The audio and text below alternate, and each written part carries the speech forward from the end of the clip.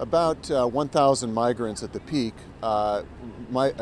crossed Mexico in a caravan. It started March 25th in the city of Tapachula near the Guatemalan border, and they started arriving in large numbers last week in Tijuana. About 200 were ready to claim asylum on Sunday, but they were blocked because U.S. authorities said there was no room to accommodate them at this border crossing here in San Diego.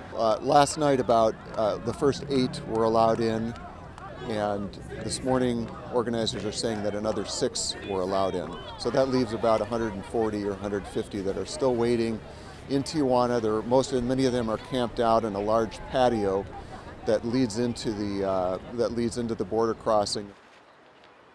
These caravans have been going on for 10 years or so with very little attention. This got extraordinary attention because of Donald Trump. He's been paying very close attention and commenting on Twitter and in public forums. So have his Attorney General Jeff Sessions, Homeland Security Secretary Kirstjen Nielsen. They are promising a swift and stern hand to deal with this surge, which is relatively small. 200 people is not a large number, but they have made it the Trump administration has made it into sort of a test case of how they're going to deal with these asylum cases. So it could take 3 years or more for these asylum cases to be resolved. It's unlikely they would be detained that long, but they have a long road ahead.